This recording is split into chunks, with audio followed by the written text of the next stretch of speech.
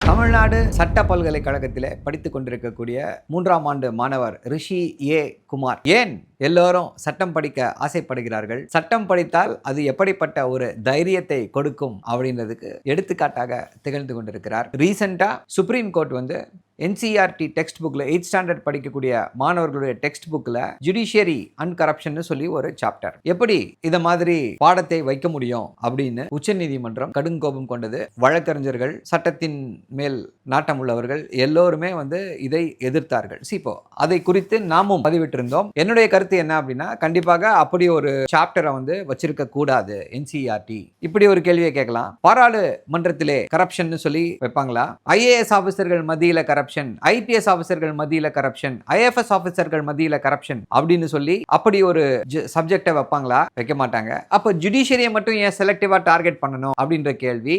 ஏன் இந்த பதிவை எதிர்த்தோம் அப்படின்னா, பாஜக தொடர்ந்து உச்சநீதிமன்றத்தையும் உயர்நீதிமன்றத்தையும் இந்த நீதி பரிபாலன முறையையும் அண்டர்மைன் பண்ணணும் அப்படின்ற அடிப்படையில் தொடர்ந்து கருத்துக்களை பதிவிட்டு கொண்டே வந்திருக்கிறாங்க. சஞ்சீவ் சான்யால்னு சொல்லி economic advisor of the PM அவர் இதை குறித்து கருத்து பதிவு செய்திருக்கிறார். உச்சநீதிமன்றத்துக்கு எதிராக கருத்துக்களை பதிவு செய்திருக்கிறார். நீதிமன்றங்களுக்கு எதிரான கருத்துக்களை பதிவு செய்திருக்கிறார். ஸோ அந்த அடிப்படையில் பாஜக இதை திட்டமிட்டு செய்கிறது என்ற முறையில் நாம் அதற்கு எதிர்ப்பு தெரிவித்திருக்கிறோம். இதை இன்னொரு வகையிலும் பார்க்கலாம் அப்படின்னு சுட்டிக்காட்டி ரிஷி என்ன சொல்றாரு அப்படின்னா, 8வது படிக்கக்கூடியவர்கள் அவ்வளவு முட்டாள்களா?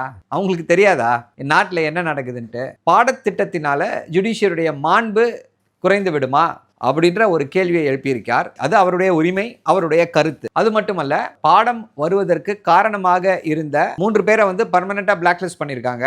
அந்த அடிப்படையில் இது எப்படி சரி அப்படின்ற அந்த கேள்வியையும் இந்த சட்ட மாணவர் எழுப்பியிருக்கிறார். இது அவருடைய பிரைவேட் கெப்பாசிட்டியில லிங்க்டின், ஃபேஸ்புக், இன்ஸ்டாகிராம் போன்ற அந்த இதுல இதை பதிவிட்டிருக்கிறார். இந்த பதிவு இந்தியா முழுக்க அதிர்வலைகளை எழுப்பிச்சு. உடனே என்ன பண்றாங்க? லாயர்ஸ் ஆந்திரா பார்ல இருந்து மற்ற இடங்கள்ல இருந்து எல்லாரும் அந்த தமிழ்நாடு லா யூனிவர்சிட்டி திருச்சி இவர்களுக்கு அவர்களுடைய கண்டனங்களை தெரிவிக்கிறார்கள். கண்டனங்களை தெரிவித்து எப்படி இதை நீங்க அனுமதிக்க முடியும், இந்த மாணவர் மீது நடவடிக்கை எடுக்கணும் அப்படின்னு தொடர்ந்து வலியுறுத்தல்கள், சமூக வலைதளங்கள்ல இது குறித்து உரையாடல்கள், அவருக்கு எதிரான கருத்துக்கள். உடனே என்ன பண்றாங்க? இந்த TNLU மாணவருக்கு நோட்டீஸ் அனுப்புறாங்க. இதை நீ வித்ட்ரா பண்ணணும், உன் மேல ஏன் நடவடிக்கை எடுக்க கூடாது, you have brought disrepute to the university, யூனிவர்சிட்டியுடைய நற்பெயருக்கு களங்கத்தை உண்டாக்கி விட்டீர்கள், உங்கள் மேல் ஏன் நடவடிக்கை எடுக்க கூடாதுன்னு நோட்டீஸ் அனுப்புறாங்க. இப்போ ஒரு ட்விஸ்ட், இந்த நோட்டீஸால எல்லாரும் ரிஷிக்கு ஆதரவாக மாறிவிட்டார்கள். அவருடைய கருத்து நமக்கு உடன்பாடு இருக்கு, உடன்பாடு இல்ல, அது செகண்டரி. ஆனா அந்த கருத்தை சொல்வதற்கு அவருக்கு உரிமை இருக்கிறதா இல்லையா என்பதுதான் கேள்வி. இது எப்படி ஒருத்தர் நீதித்துறையை பற்றி ஒரு ஃபேர் கமெண்ட் கொடுத்திருக்காரு. அவர் ஒன்றும் மோசமான முறையில் நீதித்துறையை விமர்சிக்கவில்லை, எடுத்தது சரியா தவறா இந்த முடிவு அப்படின்ற அடிப்படையில் இதை குறித்து பேசியிருக்கிறார். இதுல யூனிவர்சிட்டிக்கு என்ன வேலை? அவர் யூனிவர்சிட்டியை ரெப்ரசென்ட் பண்ணி இந்த கருத்தை சொல்லல, இல்ல யூனிவர்சிட்டியுடைய தளத்துல இந்த கருத்தை அவர் பதிவு செய்யவில்லை. பொதுவாகவே மாணவர்கள் அப்படின்னும் போது ஒரு ரிபல்லியஸ் ஸ்ட்ரீக் இருக்கும். அந்த வயசுக்கே இருக்கக்கூடிய அந்த ரிபல்லியஸ் ஸ்ட்ரீக், அதுவும் சட்ட மாணவர்கள்னா சொல்லவே வேண்டாம். That rebellious streak will be little higher. அந்த அடிப்படையில் இதை சொல்லியிருக்கார். நான் அவரை ஏன் பாராட்ட வேண்டும் அப்படின்னா, நான் மன்னிப்பு கேட்க மாட்டேன், நான் செய்ததுல எந்த தவறும் இல்ல, என் மேல என்ன நடவடிக்கை வேணா எடுங்க அப்படின்னு சொல்லி சேலஞ்ச் பண்ணார். True spirit of a lawyer and true spirit of a law student. இது இப்படி இருக்க ஆஃப் கோர்ஸ் இப்போ எல்லாரும் என்ன பண்றாங்க? TNLU தமிழ்நாடு லா யூனிவர்சிட்டி அவங்க மேல குற்றம் கண்டுபிடிக்கிறார்கள்.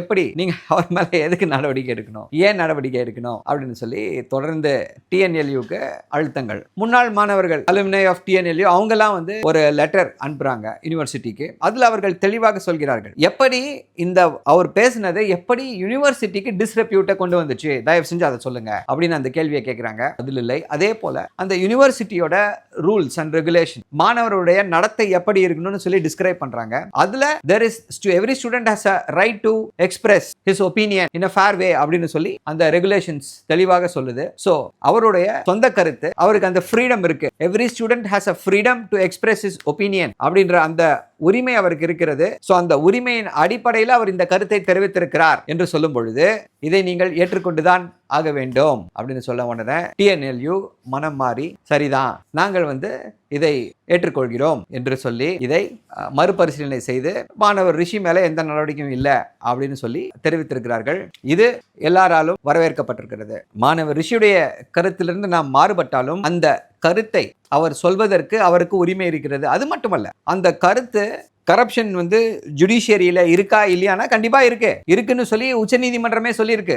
உச்சநீதிமன்ற நீதிபதிகள் பல முறை சொல்லியிருக்காங்க. பல நீதிபதிகள் மேல நடவடிக்கை எடுக்கப்பட்டு கொண்டு வருகிறது. ஒரு உயர்நீதிமன்ற நீதிபதி வீட்டில் 25 கோடி ரூபாய் கேஷ எரிந்த நிலையில் கண்டுபிடித்திருக்கிறார்கள். எல்லாமே இருக்கு. ஆனா அதை முதன்மைப்படுத்தி நீங்க கரப்ஷன் அப்படின்னு சொல்லி ஜுடிஷியரியிலையும் கரப்ஷன் இருக்குன்னு சொன்னா பிரச்சனை இல்லை. கரப்ஷன் இன் ஜுடிஷியரின்னு சொல்லிட்டு ஏதோ ஜுடிஷியரியில மட்டும்தான் கரப்ஷன் இருப்பது போல நீங்க ஒரு பாவலா காட்டுறீங்களே, பாஜகவை பாவலா காட்டுறீங்களே, அதை ஏற்றுக்கொள்ள முடியாது என்பதுதான் நம் கருத்து. அந்த அடிப்படையில் உச்சநீதிமன்ற தலைமை நீதிபதி இது குறித்து கூறிய கருத்துக்கள் வரவேற்கத்தக்க கருத்துக்கள். ஆனா அப்கோர்ஸ் டோட்டல் லைஃபுக்கே பிளாக் லிஸ்டிங் அப்படின்றதெல்லாம் கொஞ்சம் ஓவர்னு சொல்லி எல்லாருமே கருதுகிறார்கள். சட்ட மாணவர் ரிஷிக்கு நம்முடைய வாழ்த்துக்கள். தொடர்ந்து அவருடைய குரல் ஓங்கி ஒலிக்கட்டும். நன்றி, வணக்கம்.